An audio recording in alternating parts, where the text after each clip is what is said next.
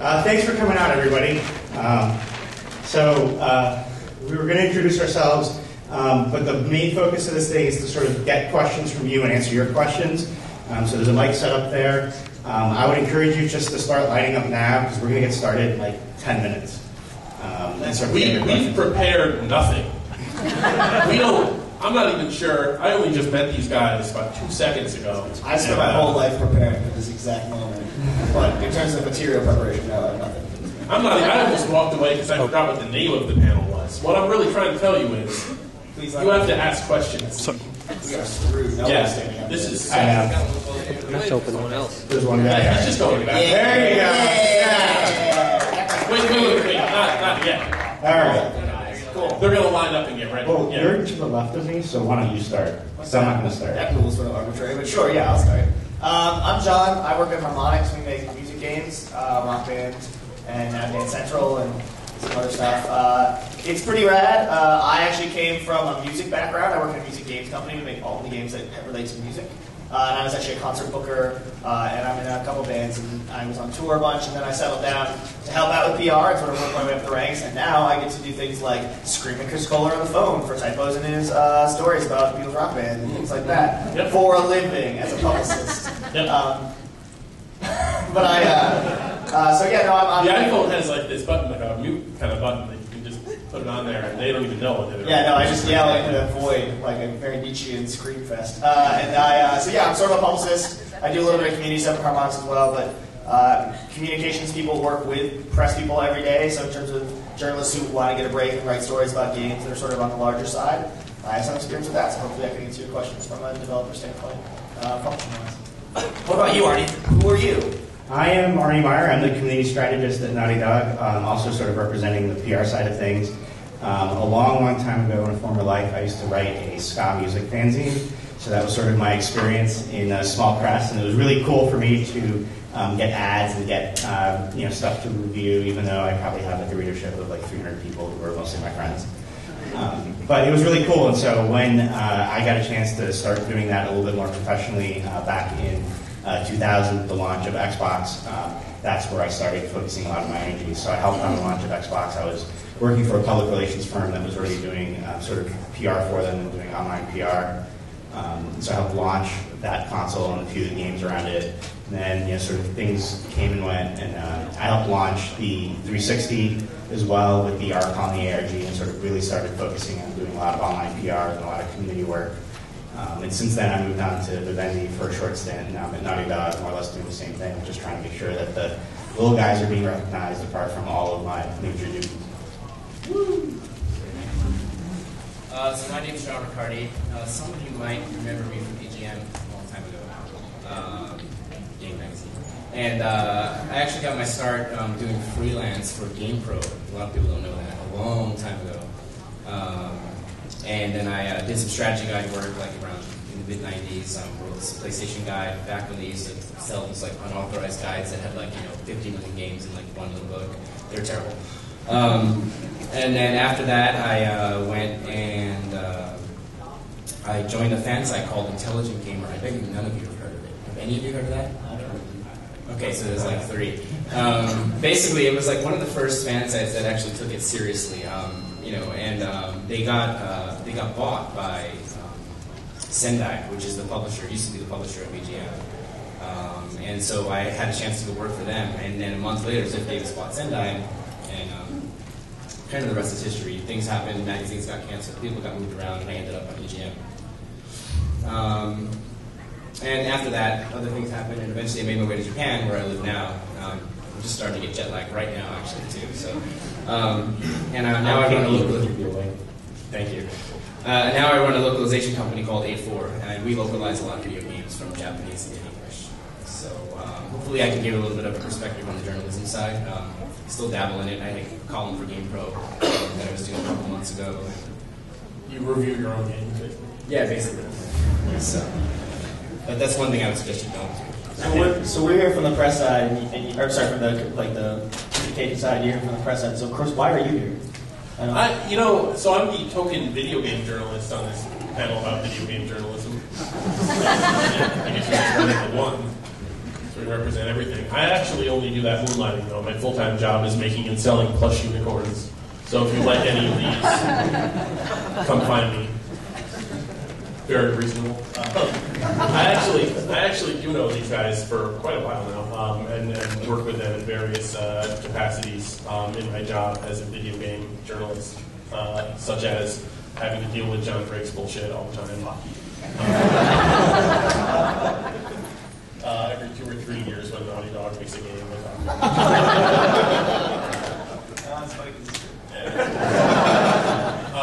And I go to Tokyo Game Show a lot and get drunk with John Ricciardi. So, or I get drunk. He just watches me and takes pictures and puts them on Facebook. What am I supposed to be? Oh yeah, so I bootstrapped myself up as well because when I was 13 years old, I made a black and white fanzine called Video Zone, and it was really good. It was alright. It was really fucking for a 13-year-old. It was good shit. And but dreams of that turning into a big thing didn't actually happen. But I sent it around to editors of magazines, and eventually, when I was like 16, 17, some smaller sites wanted me to like freelance for them, and so now I'm making the big bucks because I'm making actually I did work for Viz because they had a video game magazine for about 6 months, and then they also had On America, which was their anime magazine. And I worked for them, and it was like I could either get paid like $50 for an article, or I could get a bunch of tapes of Rondo 1/2, which costs a lot in those days, VHS tapes, And So I reference that I don't understand the panel, that I'm sure one of many you'll make pretty much. throughout. And I often pretty much said this morning, just wait for Chris to start talking about JRPGs and stuff. Yeah. Holding my face. Not even. Anime on VHS is where I went. I would often take the VHS tapes of Rondo 1/2 because it was more than $50 worth. And then eventually somebody gave me, no one ever gave me a job. I just kept writing and writing. And now I run the video game section at Wired.com, which is called Game Life. And yeah. Awesome. Thanks. Cool. Well, that's good. Where do you got questions? So we thought we would do this like mostly Q&A style. There's not a whole lot of people in line, but why don't we start and see where it goes? Let's start. Let's kick it off, man. You got some great You have the cojones to start it. I believe in you. I believe in you too. Yes. All right. I went to school under the impression that an English degree would get me an editing position, which apparently that's some sort of marketing business sort of thing. Yeah. So I was wondering if I'm looking at getting into more of the editing part than the actual writing about it, how would I go about doing that? That's really interesting because, generally what happens is people start as staff writers and then move into more editing. And I don't really know anybody who's ever said, I actually don't want to write, I want to edit other people's work. You're the first for me to. Yeah. Are you talking like copy editing or what you want to? Well, I did I ran like a little side copy editing job in college, so I could do that, but it's more of from what I've been able to find out is making editorial decisions and actually helping to run the magazine and as opposed to here's an article. I also have a degree in English, so I feel your pain. Yeah. I have this awesome $30,000 piece of paper which guarantees no life skills at all. That is totally awesome. Yes. But I was going to say, I think a lot of people see writing as sort of at least part of the dues paying to make those bigger editorial decisions. Chris is now running his section of the website based solely on the fact that he's been writing for 1 million years. Yeah, I would say start writing, just because eventually you're going to get hired by. I almost feel like if you were to get hired by someone as a writer, with a starting salary and everything like that, just write these game reviews, and then you really showed an aptitude for editing, and actually enjoyed and were good at editing other people's work, it seems like you would actually be able to rise, and you would be able to do that. I think so too, because I think there's not a lot of people who actually are looking for those positions. Right, most there is people. a need. Yeah, most people. What happens is people enjoy playing video games and writing about them, but then by necessity, you end up having to edit other people's work because you have seniority and because you're the person who's now being looked to run the thing. So it seems like if you can get yourself a position, you'd probably be happy doing what you want to do. But there is no, I don't think there's a way to just go in and be like, I want to start editing things. I think when they start hiring people, they're looking just for writers/editors. Yeah, I don't think they're looking. I don't think there's a foot in the door way to go straight to editing. But I think that you can get your foot in the door with writing, and then if you establish a good relationship with an editor, and there's some. I mean, a lot of people sort of fall into editing positions too. Like someone leaves a magazine and goes somewhere else, or someone decides that I'm never playing video games again, and all of a sudden there's a vacancy, and it's usually the senior most writer that even in the interim steps up to take that position. Yeah, if you're an editor and you've been working with a freelancer for a couple of years, and you know the person is reliable, and you've talked to them, and you've run their work, and you're going to look to that freelancer if that person applies for a job. That's the person you're going to look to first. So you really should be freelance writing, even if you don't necessarily want to be. But if you really want to be in the industry, that's what you should be doing to get yourself in the door. Okay, to lead into a second part of that question, I've heard that this is for my friends that are starting to make it. The best way for them to start freelancing was they offered to write free articles for like IGN, GamePro Online, things like that.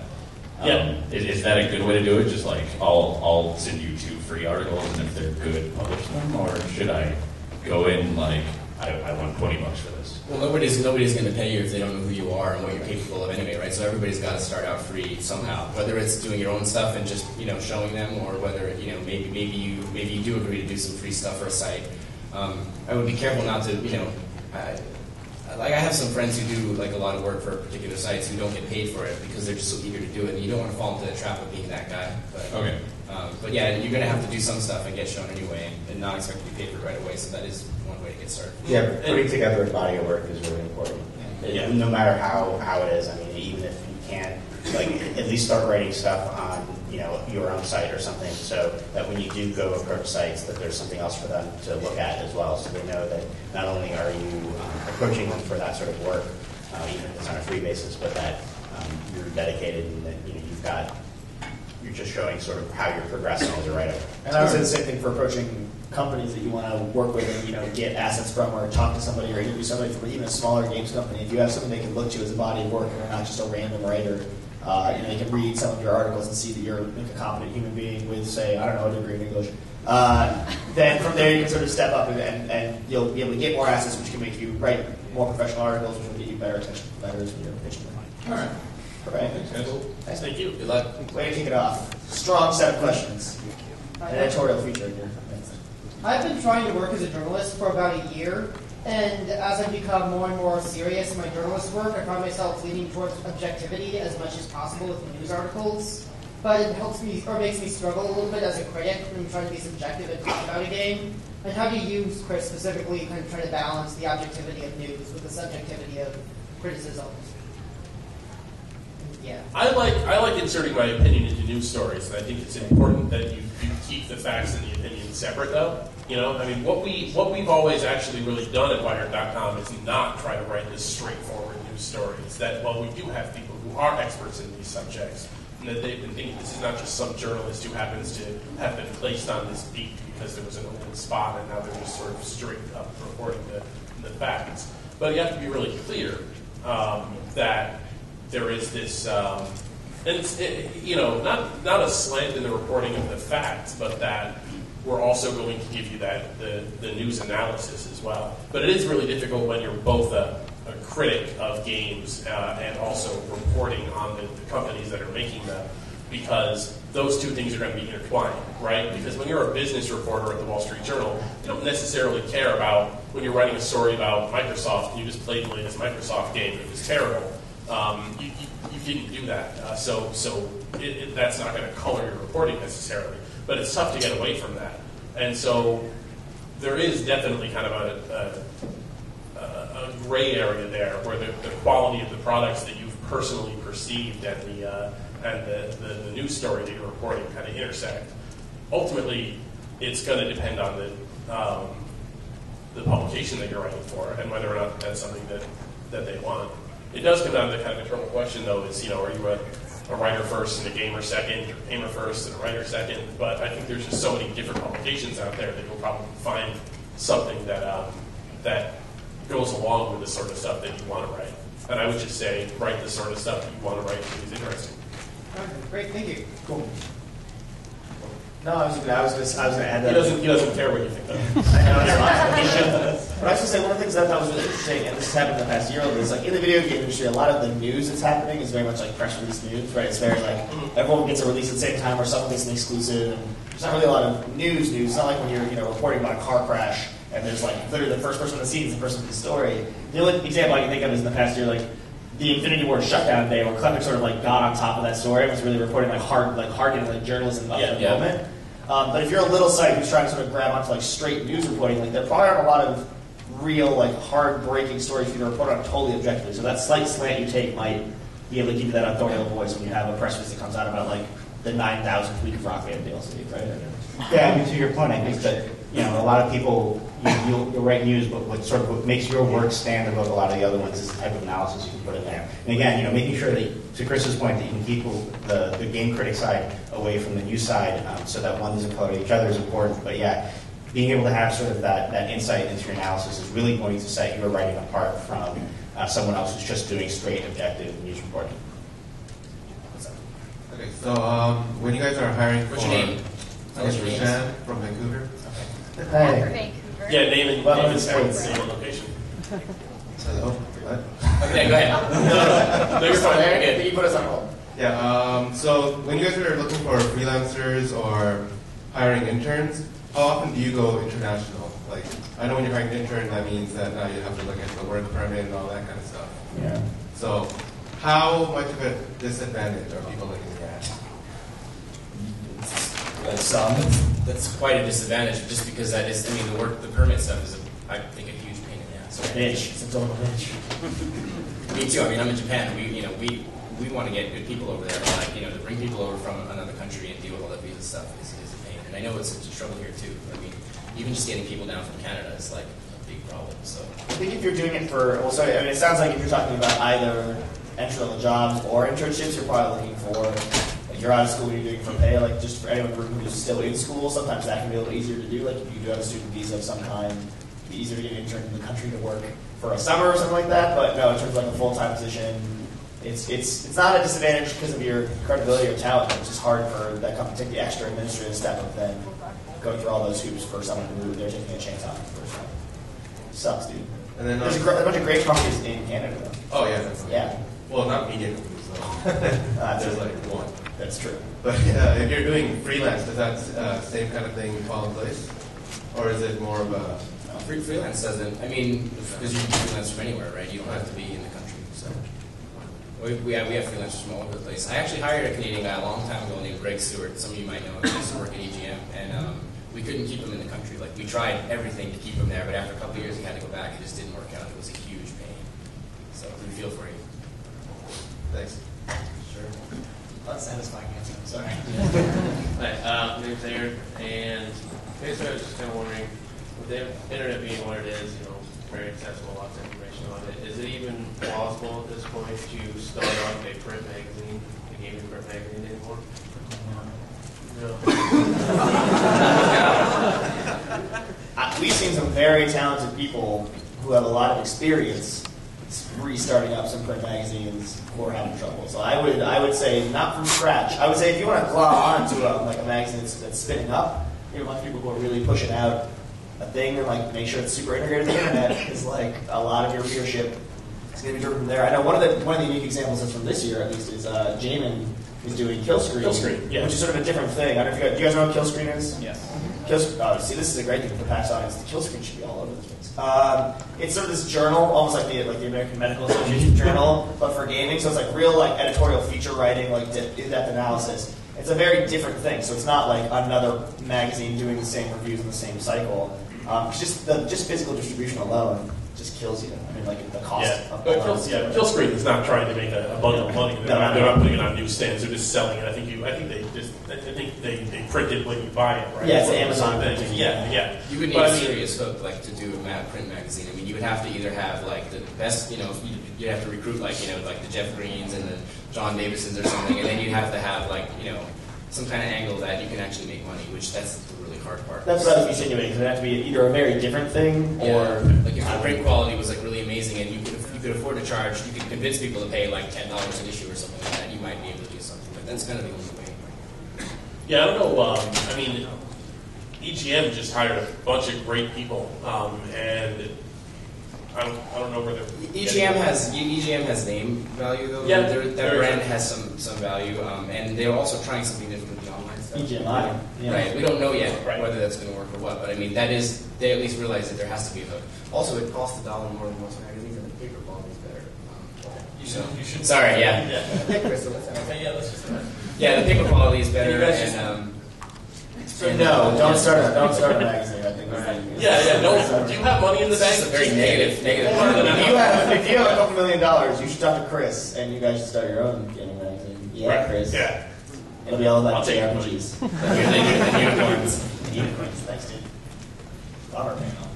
Bummer panel USA. All right, I'm going to try and be nice and calm here.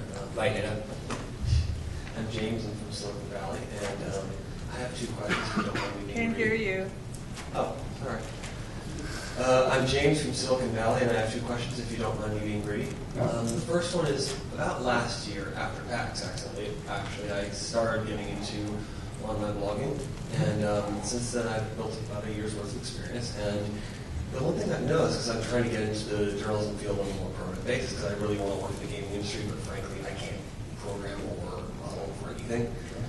And the one problem is I'm noticing that all press, or seemingly all press, all PR, all marketing, all communications, these days requires at least like 5 years of experience in it already. And it's like, where would you suggest someone who's new to the field, relatively like me, would start with that? Because it doesn't seem like there's really any opening as such. Well, on the communication side, like internally, like, you know, if you're considering PR, that is a little tough because usually a lot of people are interning while they're in college. So just by default, they're asking for people for experience because they're looking for people who've done that before they've graduated. That might be something you want to consider if you can do unpaid for a while. It's a way to pay for a year. So that'd be a way to get your foot in the door, at least on that side of things. Well, I would say so. We'll address the PR side, then maybe we can talk about the editorial side. But the PR side, I would contextualize that experience is sort of both a very important thing in the world of PR and a total bullshit thing in the world of PR. Because experience in PR is mostly like, can you be a reasonable human being who understands the industry that you're talking about and not piss everyone you talk to off? And So wait, how do you do your job? Generally reasonable writing turnaround times and competencies. Then you can be in PR. I don't know how I got my job. Yeah, no. They got you out of an orphanage, though, right? I worked up the street at a show. Yeah, it was great. So I would say, keep working. But I mean, find a company that you love. If you want to work internal to a developer or a studio, if you're in Silicon Valley, you're in San Francisco. There's a million tiny firms and tiny companies that are startups that want to get someone who helps out with communication stuff or community stuff. See if you can dig in, become an active poster, write articles, keep working and writing, and just stick on jobs. They also don't always post all of their offerings. So I mean, take an assistant job. I started literally in Rock Band 1 taking 2 bundles out of one Rock Band box and putting them into one box. And I did that for a month and a half, just sending boxes to people like Chris Koeler, and it was terrible. And I had an Ivy League education and I a degree in English, but I did that for a month, and then 2 months later we were launching a huge game. And you gotta focus on what you want. And it may not be a ton of open opportunities, but It just seems that right now, even those assistant positions that are currently, they're like, oh, we want 2 years experience, we want, a degree in marketing or a degree in communications, which you don't need, but a degree in history. It's like, oh, damn. Well, there's more than a few panels this weekend about how to get to the games industry, and a lot of those you'll notice that people talking about it, like the QA guys and community managers, all of those, almost everybody has had a really unorthodox way of getting in, and they have not followed that traditional path. The other question I had was related to the work I'm doing right now, which is that I have a bi-monthly editorial, and my boss gives me a fair degree of freedom, so I've been sometimes fairly control. For example, I completely panned God of War 3. I hated that game. Loathed that game. okay. And how much would you say, how free would you say your typical game journalist is in their opinions and this kind of thing? Because you do obviously have the need to get along with people who are sending your review copies. Right. Are you trying to get Chris and John to fight? I was icing out shit out of him. I'm seeing daggers coming out of John's eyes right now. I need nothing. I actually, yeah. So in my case, I actually don't like Rock Band. but I love free shit. No. I for sale. I think that, it depends on the publication. I wish I could say that all video game journalists were free to say whatever they wanted to, but they're not, and it depends on the publication, and it depends on That's how good you are too. If you're a really good writer, and you can be vitriolic and be persuasive. But if you're a really bad writer and you're vitriolic, no one's going to ever give you anything to play. Right. I mean, I am very lucky. I can pretty much say exactly what I think about everything, and I know that if there was some kind of controversy or whatever, that my employer would absolutely stand behind me. And I wish I could say the same. I've definitely worked for some publications where I've written a bad review of the game, and the publisher complained to my editor, and the editor decided that he would just pull the review and never put it back up again because he thought that the publisher was more important than the review of the game. All right, thanks very much. Yep. Of course. Hello, my name is Brandon. I'm from North Carolina, and I'm interested in getting into localizing games for foreign markets, so this happens to be a bonus that you're here. Do you want to move to Tokyo? I do, actually. I'm in school now. I have student visa. So I was just interested in getting more information about the industry localizing games, and what the market or what that business is like in Japan, because generally they hire native speakers to translate into the language it's going into. Right. Is that what your company does, or are you taking Japanese products and We localizing them? localize Japanese games into English. We do Okay. a little bit the other way around too, but our main focus is Japanese into English. Okay. Yeah. Do you all have, if I came to, I'm spending a semester abroad in Tokyo next year, so is an internship possibility? It is actually. We have 2 interns right now. We call them Mantern and Wintern. Okay. And they're both doing the same thing. They're both. Yeah. Well, actually, one of them is living there. The other one is a college guy who's just doing an internship. So yeah. And is there a better degree to have, or pretty much just whatever your JLPT is?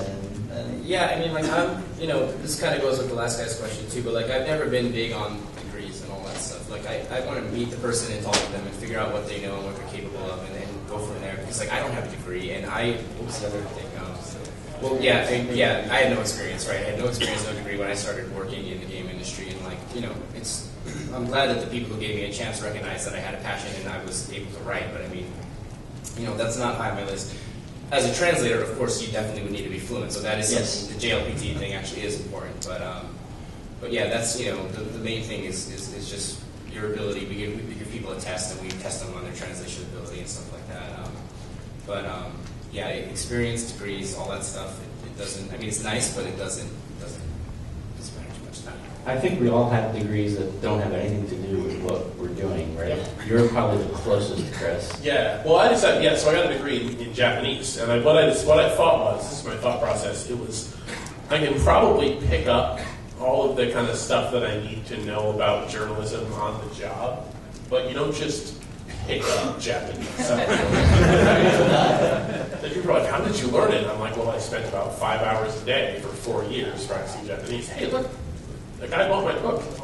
Nice. Oh, yeah, definitely. But that said, I mean, your question relates to localization. But as far as journalism goes, I mean, it is. I think it is. A degree in journalism or a degree in English or something it certainly would be useful. I mean, it should be. It's up to you what you do with it, right? But likewise, a language. I think actually, in the case of video games, having a Japanese degree or any language degree, really, I've always thought is good because you can. Somebody's phone ring. Is that yours? No, someone just won a battle.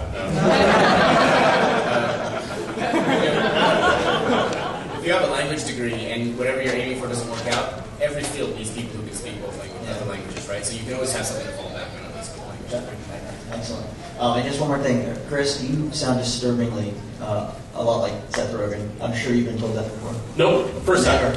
I thought he was just going to stop it. Yeah. You sound so disturbing. so disturbing. So disturbing. Thanks. I cry every time you call me. Hi. Hey, what's up? Not much. Cool. Yeah, having fun. Yeah. Actually, it was my wife and myself started a site about 3 years ago. We actually have grown quite a bit in that time. We've been pretty happy with it. Our one problem is how do we get those assets that we need to, to talk about the games that we want to talk about and still be able to put food on our table so we don't, die and shrivel into tiny little skeleton balls. The first half of that question is I find fascinating in terms of people who sort of enter as enthusiasts and get really hardcore about it, but some of them don't know how to really approach publishers and developers to get what they need. The second half is about how to sort of monetize that and make that a business. That I'm not so sure about. I just don't know about that. I've never done that myself. This is probably a good time for you guys to actually talk about how do you approach PR people. Yeah, so we actually, one of the things, we kicked it around an email thread just sort of talking about this topic in general before we sat down. And one of the things that we sort of talked about briefly was just the idea of being human and being an adult when you're talking to other adults who do this for a living. And it seems like from just your composure and how you delivered your question, you're probably a reasonable person and an adult who's not spelling more MOAR and screaming US points asking for assets. The thing that I stressed most was just be a person. Find a person you want to talk to who's a contact on the bottom of a press release. Email their personal email address, address them by name, ask them reasonably for what you want, and realize that while I love small outlets, I love working with small outlets where they email us directly and sort of get to know us or meet us at a press event, meet an agency who represents multiple different games, get to know those publicists. Just know for a while, you're not going to get an exclusive review. You're not going to get, a ton of special stuff for you. Just, work your way up as a player where you're delivering, good solid coverage, good solid, writings and turnaround times, and you're professional to work with and smart and funny and nice. And that'll be what gets you in with a publisher or developer. That's certainly what makes me differentiate between small video game sites that I'll work with and random people who email me who I investigate once then never talk to again because they're rude or disrespectful and even demanding assets rather than requesting assets, for example. And in terms of good, do you want to add that at all? Well, and just it's how you come across too. I mean, for a lot of us, it's no skin off your back to put us on your email list, and you'll get assets when everybody else gets assets. You get the approval of the press release when everybody else gets them. Just ask, and it might take a week, couple of weeks, depending on who's doing it, and you'll be on there. But the follow-up to that is the way, sort of what John was talking about is, a lot of sites take the assets and they just put them up. So it's, again, how do you differentiate yourself? Come back and ask some smart questions.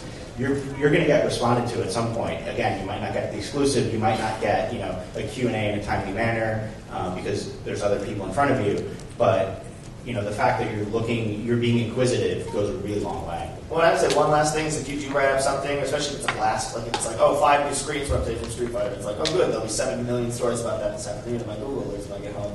If you have developed a relationship with the PR people who are representing that game or the outlets, so whether it's the developer themselves or their PR firm, send them a link to your coverage. Say hey, I wrote this up here, really love this screen, thought that Giles' hat looked funny in this, wrote the whole thing about that, check it out. And most of the time, they will probably not do much other than roll that into a coverage report for the publisher to read. But maybe if there's something really interesting, I know the other day, our CEO sent me a story that I had missed in our sort of Google Alert recap of the day because he thought there was a really funny quote that I said out of context. And that's Alex Zagopoulos, maker of Guitar Hero and Rock Band, read some quote from, Worth Playing that I said 6 months ago and found it and sent it to me. So if you pimp that coverage back up the pipeline to the publisher once they have sort of given you the assets, you'll get noticed and maybe if you write something particularly great, they'll start working with you a little more hand in hand. I'll second that because I've noticed that that's gone a little bit by the wayside in the last few years. People sending coverage back, and it's not only it's great because we'll know what you're writing and it gives us an incentive to read it, but it also makes our lives easier when we're rolling in the coverage report, and we really like that. So we'll like you a lot more because of that. I imagine it probably helps you remember them too, right? Yeah, absolutely. There's a back and forth. Keep a dialogue going as best you can, but without being, and I'm sure you don't do this, but just a speech to everybody, without being annoying about the dialogue, understanding that PR person has 800 reporters bothering them, so if you send them 6 emails they haven't gotten back to you, it's not that they're ignoring you entirely, it's just they probably have other work to do as well, so Be nice. We'll be nice and responsive when we can. Yeah, be a little patient. Don't call the entire company looking for me. Never call anyone but a PR person. Please never call a lead designer or a CEO directly. Never call the front desk. Never call like EA for our games. Shit like that. Like, be reasonable, but you seem like a nice guy. Don't drive like 8 hours across the country and then like show up at our front desk like some guy did once at EGM. Yep. We had to sadly turn him away, and we appreciate the enthusiasm, but that's not the way. Give us your card for this. Yeah. See? Yeah. Thank you very much. Thanks. You are a nice guy.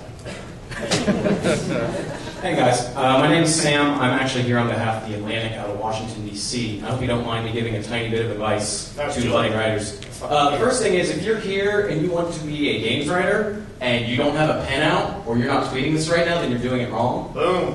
So just you should be taking notes. You should be, because there's no way that you can remember every single little thing in an event. And it's good practice at something like PAX to take notes all the time. Everybody up front with like the pads and the recorders are looking at each other. Like, and then that stuff, and then you can tweet now, and then you synthesize it later into an article. However you want to do it. My other quick tip is that I became a games writer second. I was a music writer first. That was the easier way in. There's so many more places because I started in '99, and it was just so much easier to get a gig doing the concert review in a small paper. And there are a lot of outlets where you can sneak in with some other interest you have. And then you have your foot in the door. Then you know more editors. Then you meet people at other papers. I write for an in-flight magazine, and I sneak video game stuff in there whenever I can. And they go, oh, great, yeah, their families and kids are going to read this while they're on a plane. That's great. But for me, it's saying games are bigger. So it's like a personal mission, and I get paid. And my quick question to you guys, it'll be a little inside baseball, but I find the most difficult thing in my job is getting developer access, talking to people who make the games. Yeah. Anytime I'm talking to anybody in PR, it's about, I can send you product, I can send you screenshots, and maybe I can get you on the phone with one guy. I talked to somebody at Microsoft with Halo 343 saying, I'd love to talk to some of the developers, like a group of them at a bar, because I live here in Seattle. He's like, no, that's not going to happen. And why, I know there's a difference between being a developer and being a mouthpiece, but what is about that divide between the people who are telling stories about games and the people making games? Why is that? And do you guys ever think about doing what you can to bust that down, to change the articles that are about games? You want to start? Sure. I think a lot of, at least what I try to do as far as coming up from the community side, is trying to expose the developers and sort of what we've got out to journalists and to the rest of the community. So I think there's a lot of us who have that same philosophy. But sometimes it doesn't necessarily jive with what the greater PR strategy is, and a lot of it is just simply because some of those people may not be able to talk about it. I don't want to say that they can't talk about it in an eloquent way, but that other people won't necessarily look at it as the best way to represent the game. So they try to hold the rest of the developers a little bit more closer to the chest in terms of who you can talk to. So, again, I think there's sort of two parts to that. One is that, I think that you can see, so PR people like me or Arne, I think, are sort of intermediate storytellers, right? We're not trying to keep you from the story of the developer. We're trying to take what the developers are working on and saying and give it to you in sort of a distilled way so you can get the story that you want. And then from there, we'll give you an interview with somebody or, screenshots or assets so you can tell your story. And we're helping sort of craft all the stuff about, our dance center people talking about the Connect filters for 4.5 hours that you have to listen to get one pull quote and just give you the pull quote and a little bit of context from our side. And on the flip side of that, we try to sort of keep them. The only reason I ever protect our developers is because they are often just too fucking busy making games. Sometimes we can get a project lead on the phone or we can get a project director on the phone because they are supervising a team. But in terms of getting an art feature or an audio feature, a lot of those guys up until Crunch is still going on for Rock Band 3 right now. That comes out in 8 weeks. You know what I mean? We still have guys who are working in the office tonight till 9 p.m. and asking them for an hour of their time to talk to a journalist, especially, and this is not, if you're writing for the outlets you're writing for, this is not really pertaining to you, but for smaller outlets, to talk to a website that they haven't heard of before, they'll want to do it because they're part of the industry and they want to support everyone, but they need to finish their 900, bugs they need to squash before the end of the day to go home to their families and sleep. So we try to help as best we can. I think that everyone wants to get access to the devs, and I think a lot of studios like ours try to open up for a press day once in a while, bring people in the studio and meet and greets, and or when they go on the road, we always bring people with us on the road, unless it's a really bad, bad trip, and then I just go by myself and yell at Chris Koeler. Right, Chris? Yes, sir. You love that. You love that coming out of this. Thanks, man. Thanks for the advice also. Yeah. Well, just to add awesome really quickly to that, it's in it. One of the things too is, it's not just the hour on the phone. If any of our developers, if they want to talk to you, they're going to research your writing and they're going to research your time. So that just adds time on top of it. And so, like going back to distilling it, it's a lot easier for me to go to. I already know what your writing is. I can go to a developer and ask your questions and sort of present it to you in the way that you're familiar with, or sort of know what you're asking for, and then give it back to you. Whereas it would take less time than someone who's going to have to spend another 2 hours reading everything that you've written in the past year. Well, and last but not least, really quickly on that front, if you want to access developers, I would say be super happy with email interviews because I can get an email interview with any of our designers or project leads like that because they'll dump a huge amount of stuff in a text and I'll go in and be like, oh, legal said we can't say that, legal said we can't say that. So I swear word that is on fire somehow. So you know why we don't like doing email interviews? Right, because I'm sanitizing. Yeah. No, I understand that. But also, there's no dialogue. Right. I will say that is the one thing I don't like about email interviews, even though they're nice, is that there's no dialogue. There's usually no follow-up questions. Yeah. Right. And understand what I'm saying. If you are having trouble getting developer access, and you are writing a text-based document, and you want text-based answers to your text-based questions, rather than reading them off a piece of paper and having somebody answer on the phone and writing down those answers, that if you are just looking for a quick turnaround, and it's, especially for a smaller site that's just trying to get some access at all, it's a reasonable alternative for that. Some access. And then when you're from Wired.com, and you really want an exclusive story about why there aren't more songs like Beatles Rock Band, then you can demand a phone call with someone from HB Games. But until then, maybe you should be satisfied with what we can get. Well, we'll do our best to get people out here to talk to you. That's my thought. Just speaking on my own behalf. Hey, my name's Sunny. I'm from Australia. Awesome. That was important. Your name is Sonic? Sunny. Oh, Sonic. I'm wearing a Sonic. I don't know. Oh, you're just saying what you see now, aren't you? I have synesthesia. Jesus. That last question was something that I was very interested in as well, because I'm actually here in America filming a documentary about games and gamer culture. And in the 6 months lead up time that I had to work on it, it's a bit hard for Australia to get in contact with some games companies and things. A lot of games companies don't have any PR information on their websites. So it's really hard for me to get involved. And very few games companies, even though I tried to hit all of the major ones, very few games companies got back to me at all. But while I was here in the States traveling, I made friends with a guy from EA and a guy from Blizzard.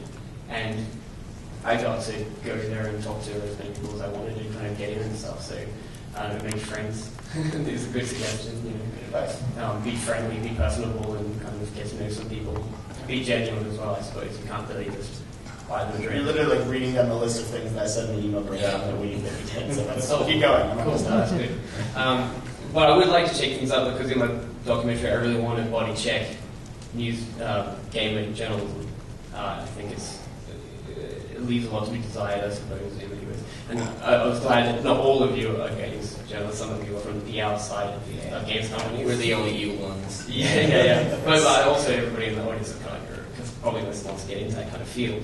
So I'll try to put this in an interesting way. One thing that I'm looking at in particular is how that gamer girls and things are kind of used by websites and by news journalism as kind of a more of a sort of a novelty at times. But I don't really want to go into that too much right now.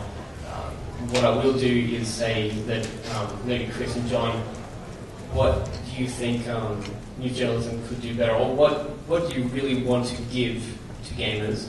And Arne and John, what do you want to give to the people who are doing game journalism? What do you want them to express? What do you feel that your roles are?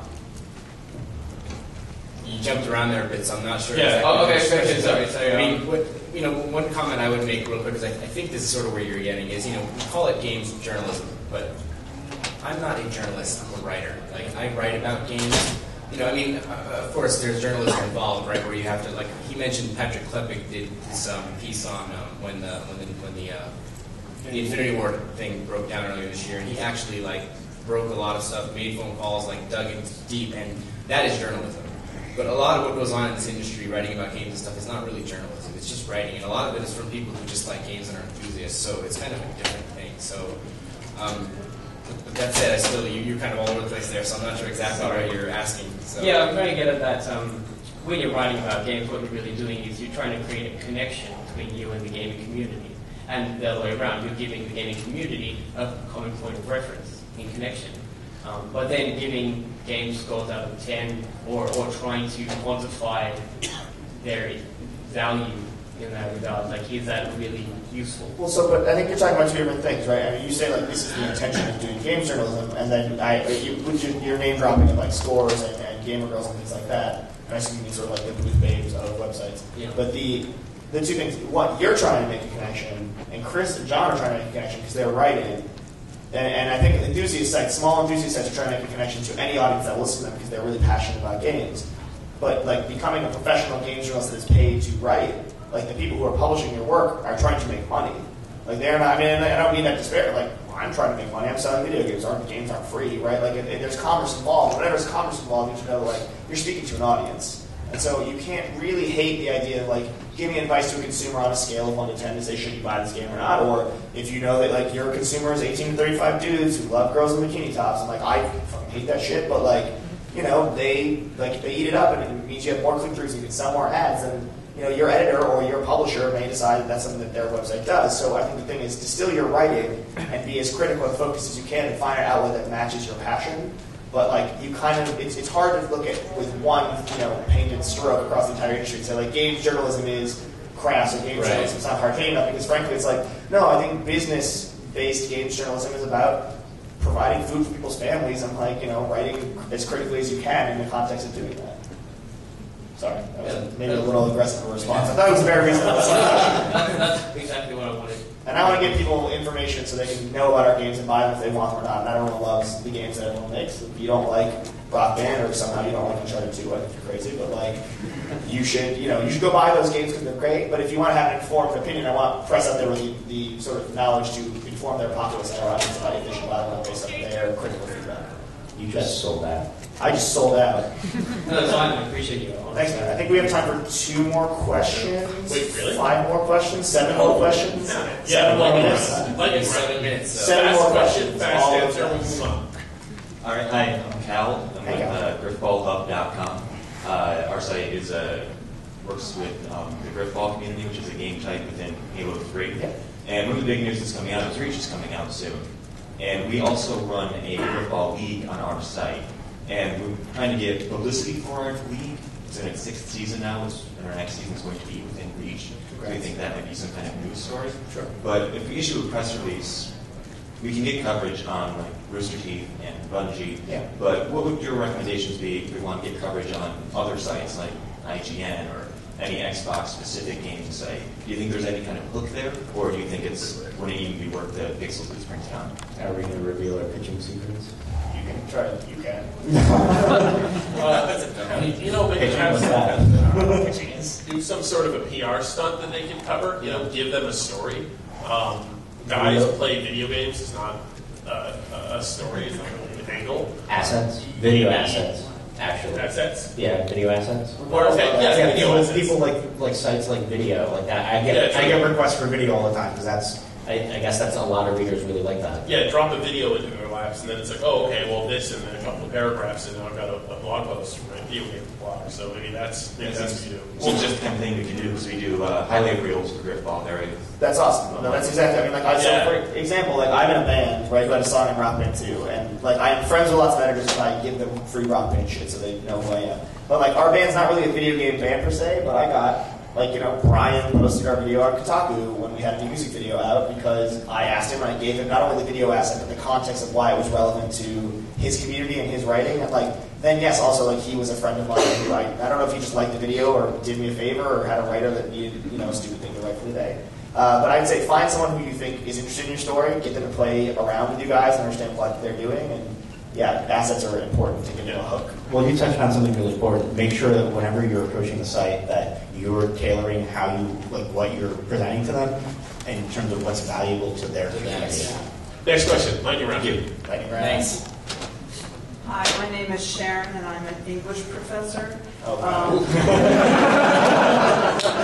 also direct a creative writing program, so I have one question for my students and one question for myself. My question for my students is how much technical knowledge? I personally believe that being an English major means you can write well, speak well, and think critically, which should make you valuable in any industry. Nominally, yes, but practically, we'll see. How much if you're a good English major, Yeah. how much technology do students need, or would somebody in this profession need? How much technical knowledge should they know about the games? Can they just be, users of the game, players of the game, or do they really have to understand something that goes beyond being a critical thinker? Well, I mean, English major. you don't need to. I would say zero. I mean, you don't need to know how a CD player works to review music. Right. And we talked last year really quickly about playing through games on easy versus playing through them on impossible insanity mode. Like you don't have to be a master video game player to dissect something critically and unpack it, right? So. Right. But even just as far as technical knowledge, I would say it's not. I mean, if obviously it can hurt, right? Right. And if you like the technical aspect, you should totally get into it. But it's not something you really need to worry about because you're reviewing pieces of popular culture. That's good news. And the other thing that I wanted to ask about was whether or not there's any interest at all in gaming for seniors, because I think there's a big field developing, but I don't see very many people my age around here, and I don't see... That's because they're all playing Farmville Technical. You went there. They can't get away. He's not wrong. I mean, he's making a joke, but he's also totally right. So. Well, but I mean, there's a lot of applications for seniors, and like this, I love dance too, all this, Dance Revolution, all that stuff can be really good for seniors. But is there any market there for that kind of journalism or writing?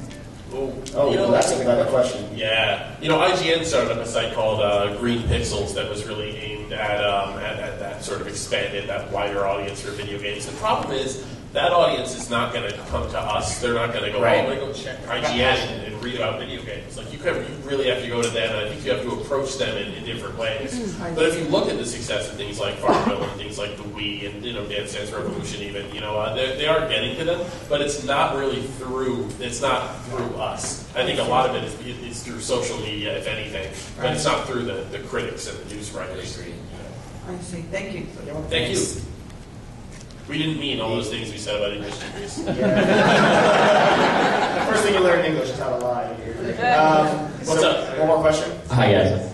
My name is Ron. I'm from Portland, Oregon. Hey, what's up? I'm kind of in a unique situation. I'm pseudo in the games industry. I'm writing for a small website, no pay or anything like that, and I'm trying to look to take it to the next step. I've been writing for about a year for that site, and I just don't see the connection of going from that small site where there's somebody who's getting product from developers for reviews, and he's sending those reviews back to them, but we're not getting paid for it, and to jump up into, not even like an IGN or a Wired or anything like that, but something like a mid-range website or company to even get like some freelance pay per article or something like that. Well, it's about the body of work. I mean, I was telling you earlier, John, I've got some great stories where a lot of the people that I worked with was just writing some blog with their friend in their house for a couple of years, and we just happened to run across them, and we're like, hey, we like your body of work, we like, the thought you put into your writing, here's some product, and now, they write at GameSpot, or they used to write at 1UP, and they've even moved up on that. Well, former 1Up. Yeah, the former 1Up. And a lot of those, they've either moved into the game industry or they're still moving up. And it just goes back to having that body of work. Right, and I think the follow-up to that is, for the body of work, what would you suggest of an amount of articles, previews, and reviews? Is having 5 preview articles and 5 reviews too much? Should you just have one solid preview and one solid review? And just hyperlinks in the bottom of your email. I think that having a couple links is fine, and then I prioritize them. Like I'm going to click the first one first, so make that one good. And is that just a solicitation to editors of sites? Hey, I've been writing for a year, and here's what I have. Can you take a look and tell me what you think? I know people do that to me all the time, and they're like, "Hey, how's it going?" And here's a bunch of links to the work that I've done. And I'm like, "Yeah, but I didn't post anything about I'm hiring a writer. Like, why are you doing this? Like, I don't have any jobs open." It's great. It's a great article. It's a little bit of hustle. It's a little bit of awareness of what you're talking. Like the audience. Yeah, definitely be aware of what's going on. Like, if it seems like they're hiring and you might be able to get in, then yeah, but look for actual job openings. Gotcha. I'm happy to stand outside for something after this, and if people have follow-up Oh, questions absolutely, and stuff. And we're sorry that we ran out of time. Thanks, guys. Yeah, I'll be outside too. Thank you guys so much for coming. Thank you.